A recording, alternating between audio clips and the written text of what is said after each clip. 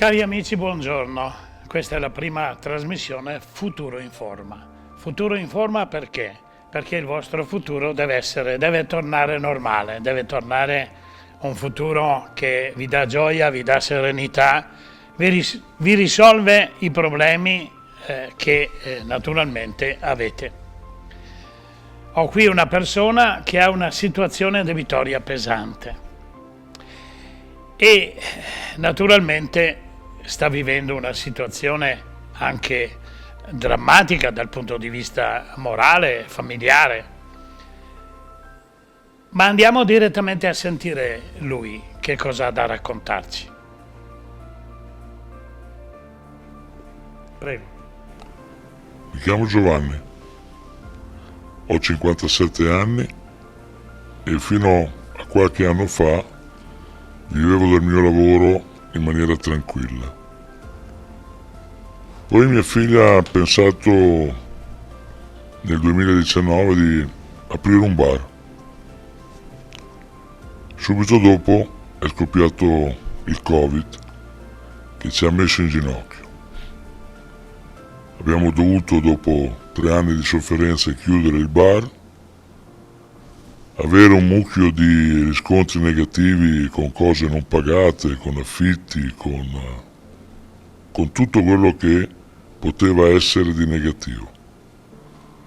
Oggi ci troviamo nelle condizioni, dopo aver anche acquistato una casa, che se no saremmo stati in mezzo alla strada. Nel 2020 abbiamo acquistato una casa, oggi siamo in grandi difficoltà sia nel pagare il mutuo sia nel pagare i debiti che abbiamo contratto con il bar. Chiaramente abbiamo sempre lavorato e siamo persone che hanno sempre pagato i propri debiti. Oggi ci troviamo nella condizione di non sapere come poter pagare. I 2 stipendi che riusciamo a raggranellare non bastano, le partite soprattutto dell'Agenzia delle Entrate raddoppiano e siamo veramente all'esasperazione. Scusami Giovanni, vorrei farti una domanda.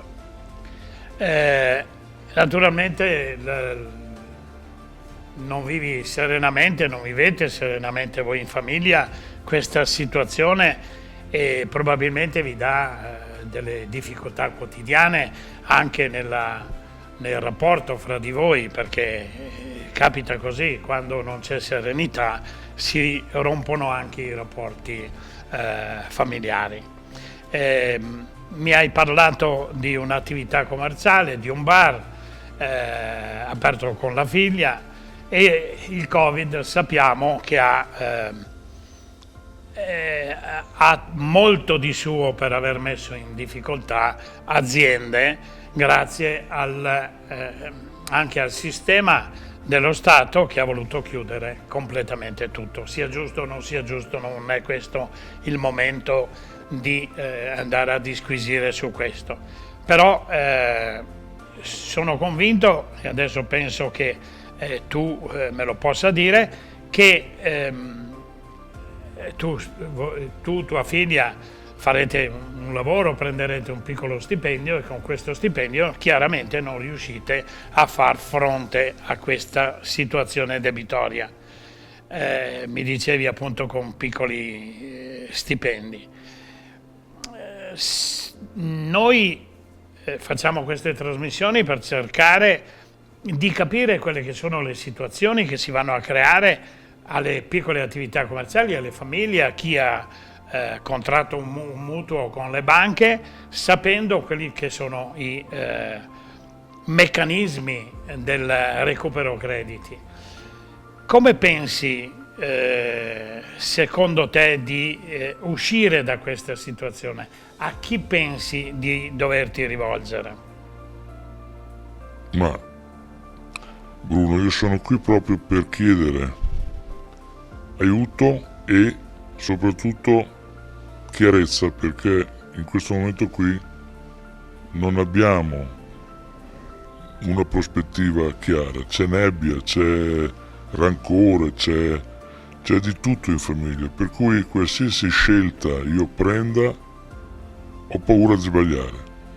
Ho necessità di avere un qualcuno che mi indichi cosa, come e se soprattutto c'è una via d'uscita. Per cui la mia richiesta di aiuto è molto chiara, molto stringente, nel senso che io non ho purtroppo le competenze per poter uscire da questa situazione. Allora, penso che tu abbia visto il nostro spot, la nostra prima puntata, dove spiegavamo che in situazioni del genere avremmo messo a disposizione un pool di esperti, e questo noi faremo. Stai tranquillo, ti indicheremo la strada, naturalmente dopo aver fatto una chiacchierata molto più approfondita che come si può dire, un chiedo aiuto così informale e televisivo.